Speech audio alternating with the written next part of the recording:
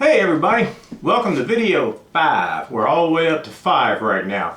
And as you saw by the title, we're basically going to talk about and take a look at doing two things.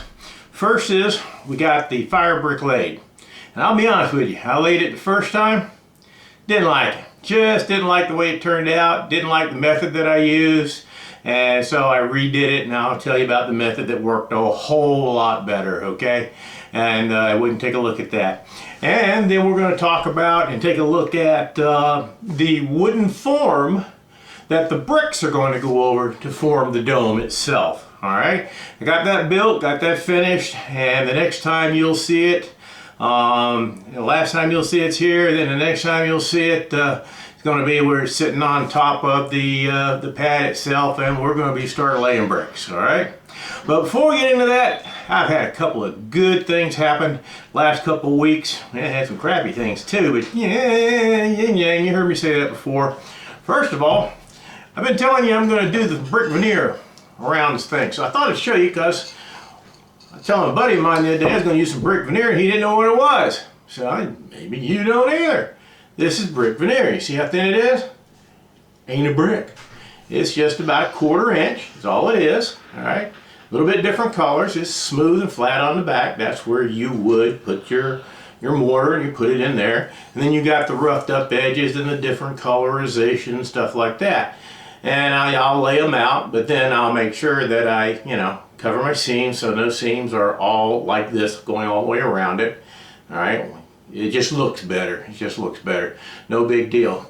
And I got 3 boxes of this stuff, so I'm hoping that this will work. And like I said, this it's going to go on the dome after I have fire seasoned the dome. And if you don't know what I mean by fire seasoned, we talked a little bit about that. When you put this thing together, there's going to be a lot of moisture in there.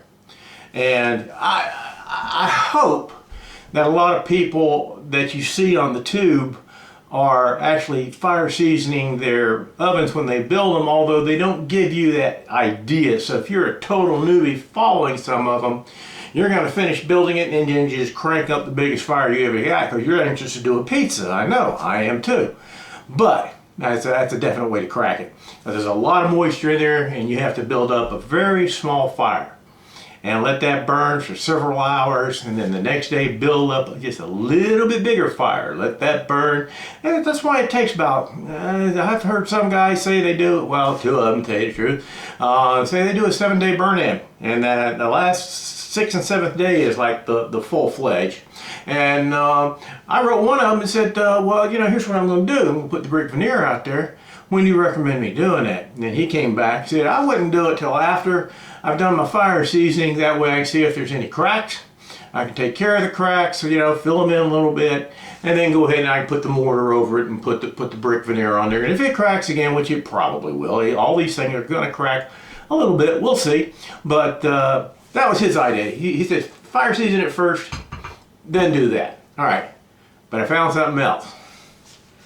Remember I was telling you I went around looking at some porcelain tile and looking at marble. Yeah, I've been out there working for a while. I'm all marbled up. But looking at some marble, didn't work. Too expensive. Found this. This is porcelain. It must be porcelain if it's going outside, so that the temperatures and the weather don't mess it up. Ceramic tile? No. Porcelain tile. This is a 12 by 24 inch piece. My pad, ultimately is 48 inches wide. So I will be able to put this piece dead center, take another piece, cut it in half, and put it out on the edges. All right, and this is what I will bring my pots and pans and things like that and set on, and it'll look nice. It'll just look nice. And I got, I think it was 8 pieces in a box for 54 bucks. So I'm happy with that, okay? Do you have to do that? No. Could you just put some mortar mix on there, some porcelain cement or whatever? Yeah, you could, but like I said, if you remember, I want this to look a little bit better as well as I can without spending too big a fortune. So I found this, and I'm real happy that I did. So this will be going only on that cantilevered part. I'm not going to do the whole back and everything. I'll do the cantilevered part, and then I'll take a couple of them and cut them this way and just do the front. I may do one piece to wrap around the edge for appearance. I don't know. We'll see. Depending on how well I cut these things, don't mess them up. So, but I was real happy about this. Other thing I was real happy about, and that was this. Look at here. Look at here. That's scaffolding. I got me some scaffolding. My brother-in-law, God bless his little heart, just bought some scaffolding and everything. I told him I went over there the other day, and his sister and I, his sister and my wife, we went over, we were talking, he asked me how the build was going, and I told him what part that I was dreading coming up. And he said, well, I just bought some scaffolding. How would you like to use my scaffolding? I go, oh, now I'm not a borrower, and I'm definitely not a lender, not tools. I've lent out too many tools, and they come back broken. The guy goes, hey, you broke. And he walks off, and I got to go buy me a new tool. If I borrow something and it breaks, you get a brand new one. All right, it's just that simple. But I'm 1 in a million. Anyway, yeah, I am 1 in a million. But anyway, he's going to let me use the scaffolding, and that's going to make putting those bricks on that dome, that wooden form, that's going to make that so dadgum much easier. Okay, it really will. Now, the rest of this video is basically going to be a voiceover pictures. I just basically couldn't handle the camera and work where I was working that high and all that kind of good stuff, and I'm trying to figure out a way to mount the tripod onto the scaffolding so when I lay the bricks, so we can have some video of laying the bricks. But right now this is going to be pictures and explanation of what went on with laying the fire brick and with building the wooden base form for the dome. I will say this. Remember I said earlier that I tried 2 ways to do the fire brick base and everything. If you remember from the last video, I've got an outside of perlite with some sand and Portland cement. Okay. Inside, directly where the bricks will set, the fire bricks, where the oven floor will be, is mixture of perlite, a tiny bit of sand, and that expensive $75 a bag refractory mortar mix. All right, so that's on the inside. There's a 1/4 inch gap around all that other stuff. I'm going to put some sand, and the reason for that is expansion on the bricks especially. You're going to need, I've explained this before, you're going to have some real high temps. Those bricks are going to expand a little bit. So, you know, you need to make up for that. That way you can keep your cracks down. I'm guessing, I'm hoping so. All right. So I had to fill that little, and the perlite and Portland cement was about that much higher than the, about 2 inches higher than the fire bricks. And the reason I did for that is because I wanted to be able to put sand down in there, have like a little enclosure to hold the bricks in there. But don't forget now that perlite and refractory cement itself, that's a 3-inch pad. Okay, that's full 3 inches. So that perlite and Portland is 5 inch. So that's 2 inches all the way around that thing, which to help hold the bricks in. And the sand elevates them up just enough to where I can mortar under here, set that down in front of them, work it, and it'll be perfectly smooth transition. All right. And since those bricks have sat on that sand now for about a week, and go out there and tap them every now and then just a little bit, I'm not worried about them dropping down low or anything like that. And once again, if you're new to the video and you're starting with this one for some reason, why did I put sand in there instead of mortaring them in place like you see some people do? Well, even while I was putting them in and tapping them with a hammer just to level them off a tiny little bit, some of them chipped. So over a period of time of putting cast iron pans in there, if I get too bad a chip on one, I want to be able to pull that bad boy out, drop me a brand new brick right in there, and not have that big gap or the chip or whatever. Okay, so what I did to start with was I filled that up, well, half filled it up with sand and tried to level it off, and I tried to work by the area of each brick. Newbie, I know. I can hear it. I can hear that. You dumb son. Yeah, I know. I was dumb. That's not what you want to do. Not what you want to do, other newbies on building this thing. Because what happened was I had trouble. I got like the first and the second row really level, perfect. In fact, I laid one out at the other end, and I would put my level across there, and I was doing pretty good. But as I finished and looked at it, there was a little bit of some waves in there. And while if I was just doing pizzas, that wouldn't matter. But I'm going to be putting pans in there with oils and all kinds of stuff, cooking chickens and gravies and things like that. I'm not just doing this for pizza. So that, if you're not level, everything's going to move to one side of the pan. That's going to be boiling, and the other side's going to be burning. All right, so I didn't want to do that. So I took everything out, took all the bricks back out. All right, and put me some more sand in there, and I got me 2 sticks, which you'll see in the pictures.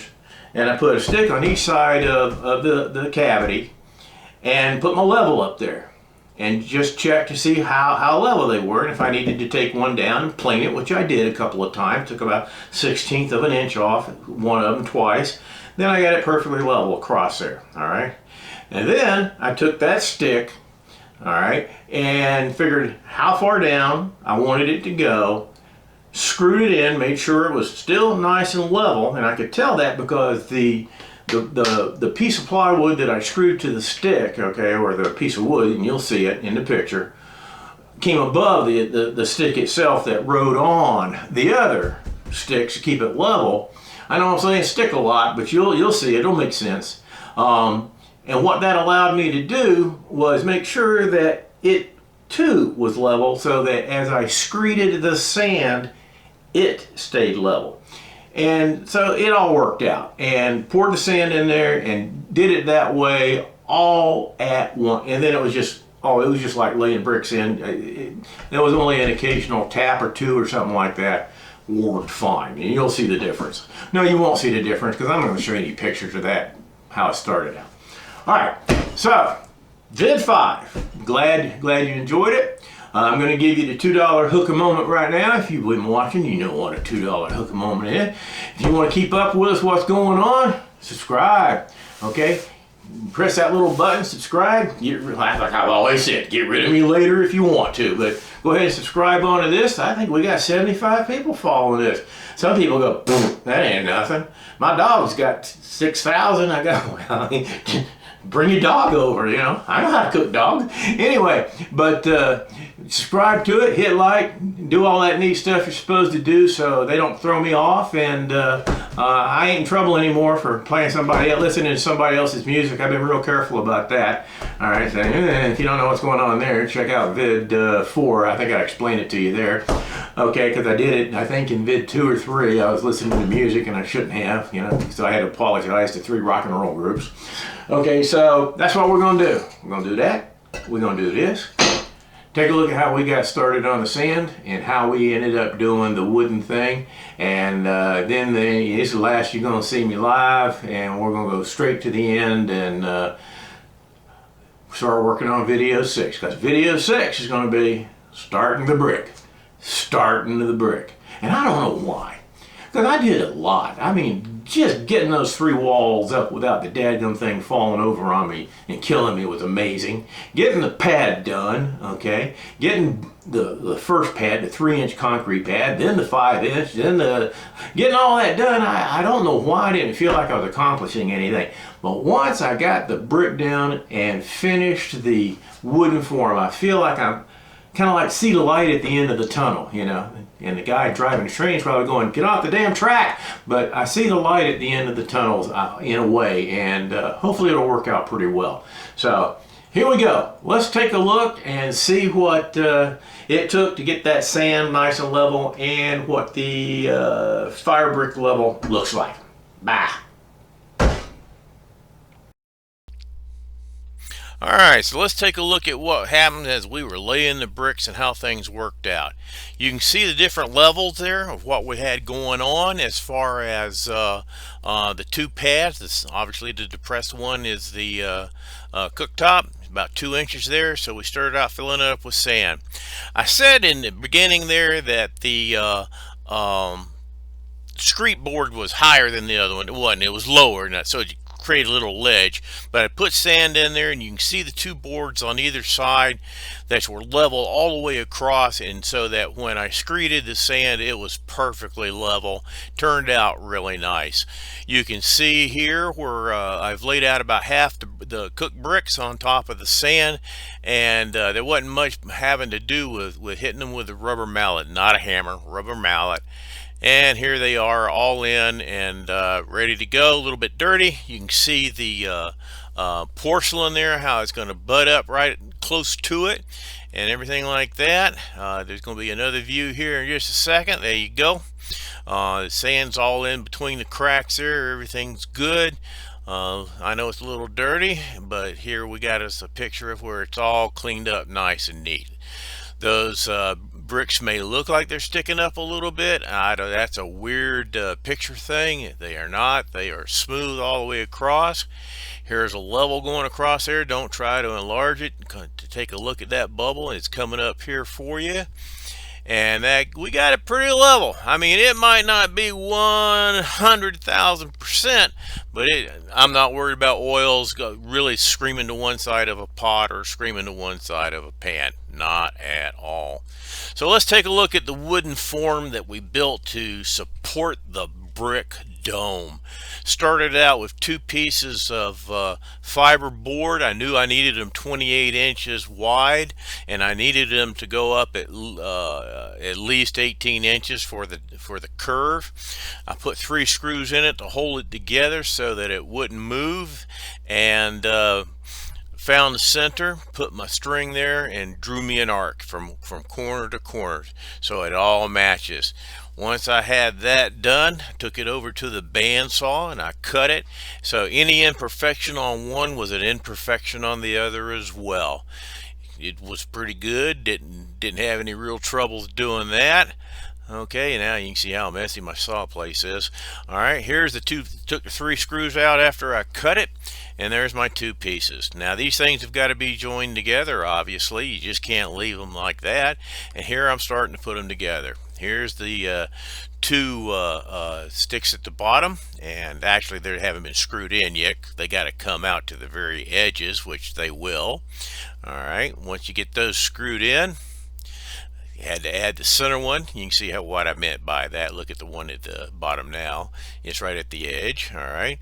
Then I had the others, and these were cut, by the way, to make up the distance. I knew how long I needed it to be, so you put the 2 pieces of board together, measure that, subtract, add to it, and then you go from there.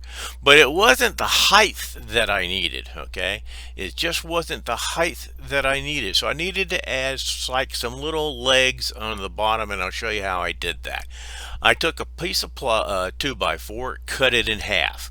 Once I cut it in half, I squeezed it back together and then joined it with this little piece of plywood and 4 little screws. That way they would stay together.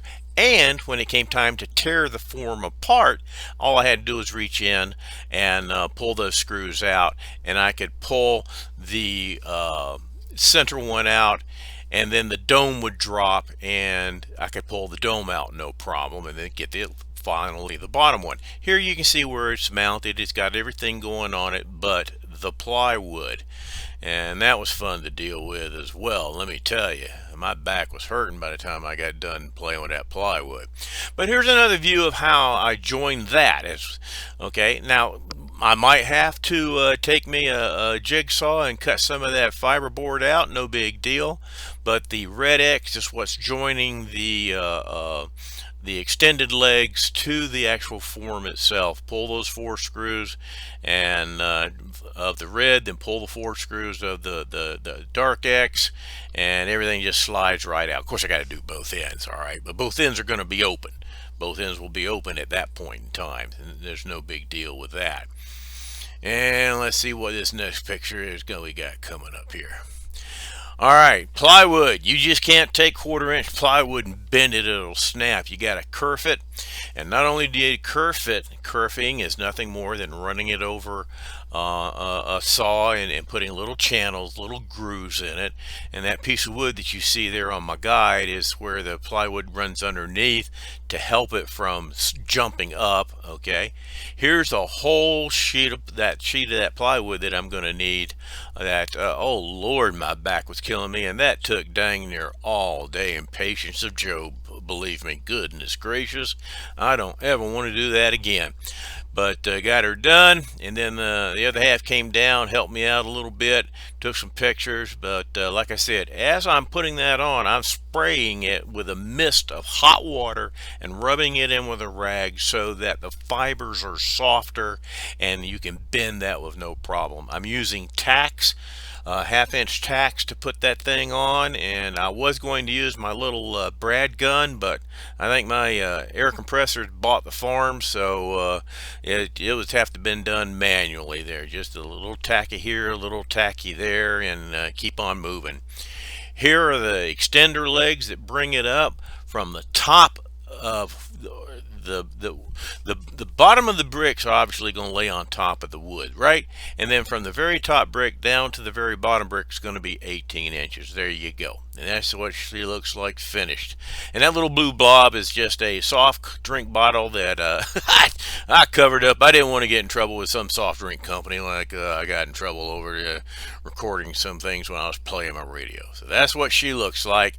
She's going to do the job real well, I think, and she's going to stay inside until I actually use her. I don't want her getting wet or anything like that. Softwood, plywood, curved wood, not a good idea. So stay with us on this adventure. Subscribe, follow along, and we'll see you on the next video. Bye.